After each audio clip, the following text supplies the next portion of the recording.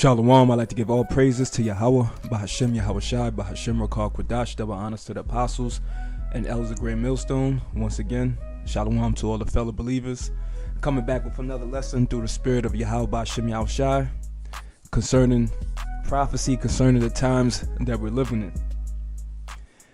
People got to realize, understand, better yet, that the Most High is only dealing with one people. And that one people is one nation with 12 tribes that makes up that one nation, and that's the nation of Israel, beginning on Judah all the way down to the tribe of Issachar. And the land that's preferred above all lands is the land of Israel, which is the land of Jerusalem.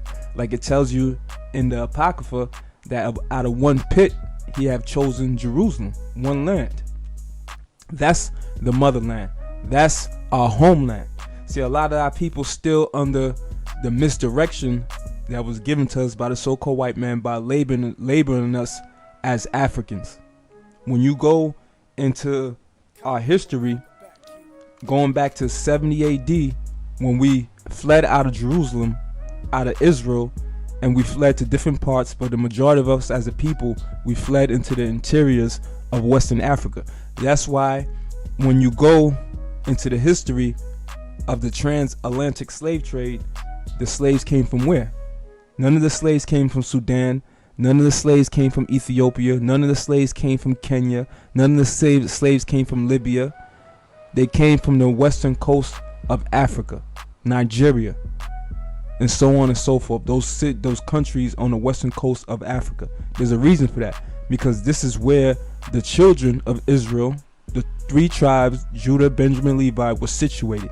And this is why the Hamites, the true people of that land, who people refer to as Africans, really is the land of Ham. Like you read in the Holy Scriptures, it says what? We sojourn in the land of Ham, which is commonly called today Africa. It says Psalms, Israel came into Egypt and Jacob sojourned in the land of Ham, which is where? Today, what people refer to as Africa. Matter of fact, let me type something in land of Ham.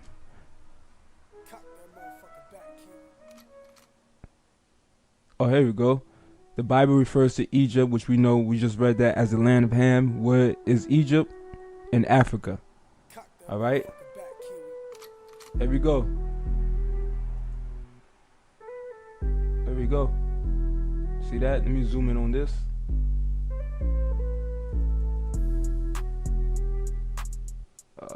Zoom out a little bit. There we go. What's this? Israel. Shem. What's this? Ham. Africa. So the land of Ham is the land of the Hamites, which people refer to as Africans today. And our land is the land of Israel. That's our true motherland. That's where humanity really began, had to start at.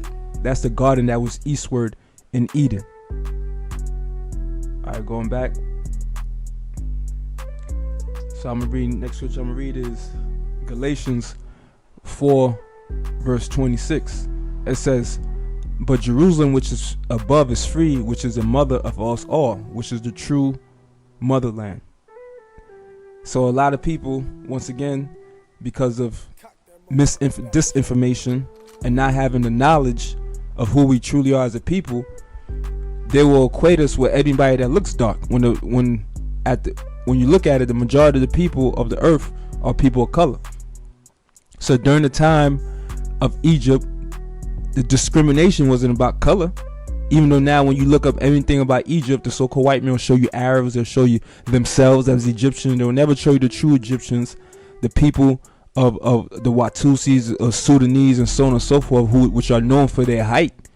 They won't show you those people depicted as Egyptians. But they don't understand, during that time period, the discrimination wasn't based on color, because the majority of the earth are people of color. So what was the discrimination? It was a nationality thing. What it said about the Egyptians, it was abominations for them to eat with shepherds, because our people at that time, our trade was shepherds. So they separated themselves from us from the very beginning, and that was throughout the world. It wasn't until America that the thing of color became an issue, that people separate themselves or discriminated against you based on the color of your skin. Prior to that, it was your nationality, your culture, and we was told to keep ourselves separate from these nations because they would pollute us, because they were not given the worship of YAHAWASHI, who the world ignorantly calls Jehovah, and his son, who they ignorantly calls Christ. So Jerusalem, which is above, is free, which is the mother of us all. This is Psalms 122, verse 3, verse 4. Matter of fact, I start from verse 1. Psalms 122, verse 1, a song of degrees of David's. I was glad when they said unto me, let us go into the house of the Lord. Our feet shall stand within thy gates, O Jerusalem. Notice he's not talking, this is the king of Israel. When he's singing this song, he's not singing of any other land. He's not singing of Africa. He's not singing of the land of Han. He said, our feet shall stand within thy gates, O Jerusalem. Because Jerusalem is going to be a city built up once again, and it's going to be surrounded, all right, by gates. And you can read that in the book of Revelation. On each side is going to be 3 gates until it equals up to 12 gates, representing 12 tribes of the nation of Israel. So the Most High is dealing exclusively with the nation of Israel. Verse 3 says, Jerusalem is builded as a city that is compact together. Whither the tribes go up. Tribes making reference to the tribes of the nation of Israel. The tribes of the Lord unto the testimony of Israel, to give thanks unto the name of the Lord. So once again, the Most High is dealing with the children of Israel.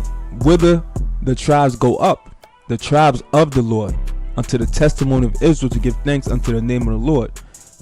For they are set thrones of judgment, the thrones of the house of David. Pray for the peace of Jerusalem, they shall prosper that love thee.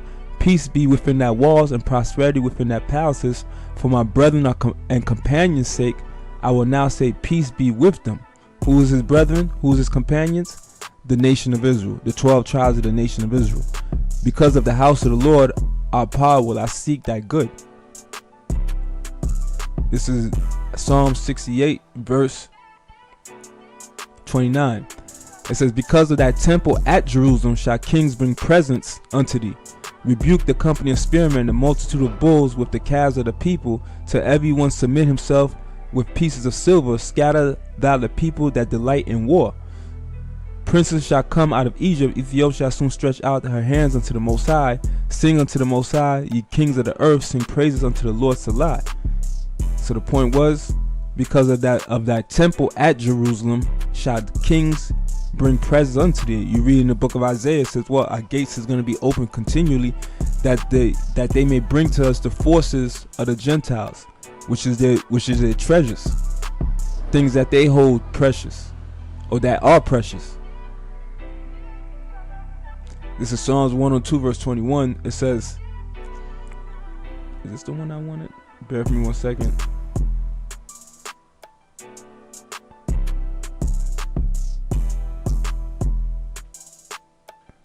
Psalms 102, verse 21. Declare the name of the Lord in Zion, and his praises in Jerusalem, when the people are gathered together in the kingdoms to serve the Lord.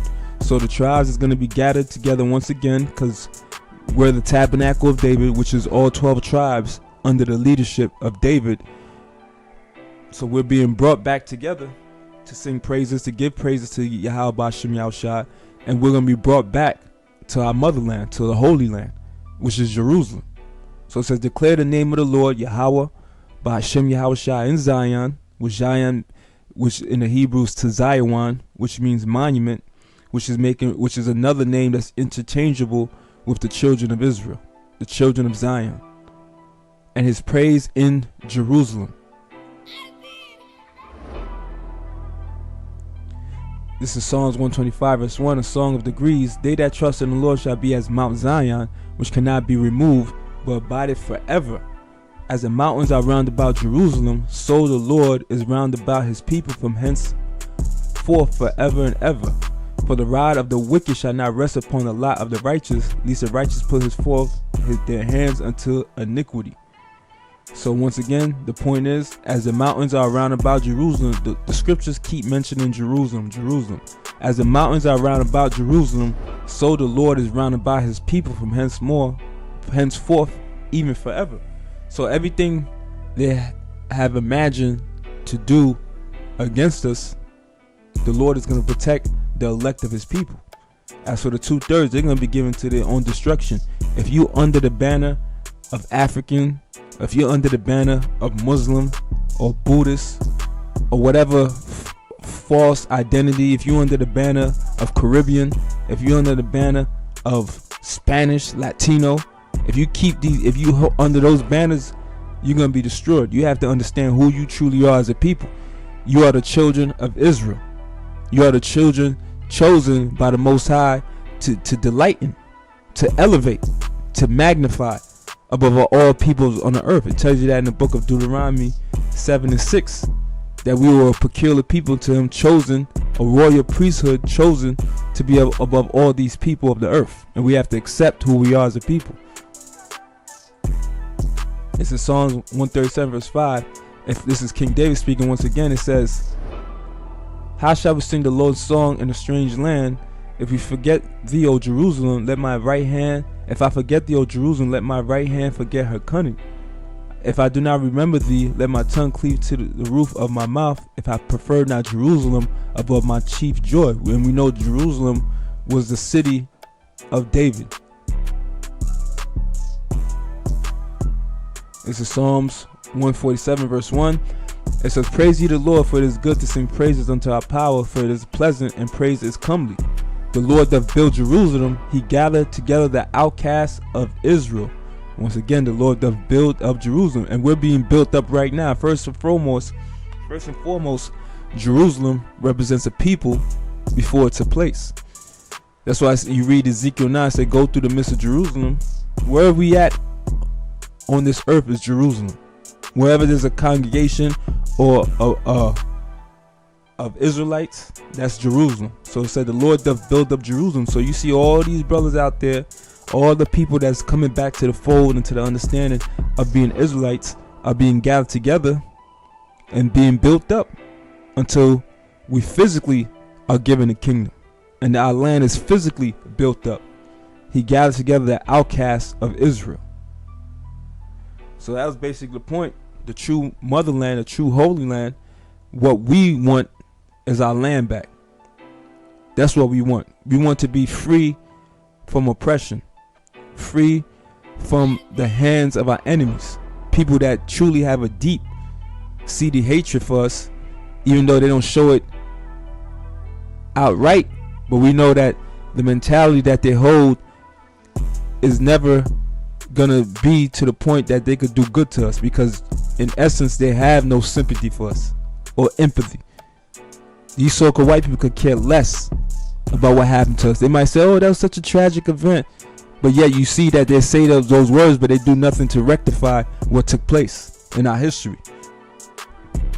So their judgment is going to be, they're going to have to pay, and the land that they hold in high esteem is going to be destroyed, while our land is going to be built back up, and it's going to be the headquarters, all right, of the kingdom of heaven, which is going to be a rulership over the whole entire universe. It ain't just going to be on the earth and in the east.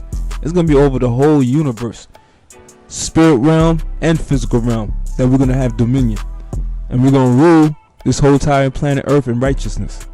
So our time is coming. So with that, I'm going to give all praises to YAHAWAH YAHAWASHI, Lord willing, to the next lesson.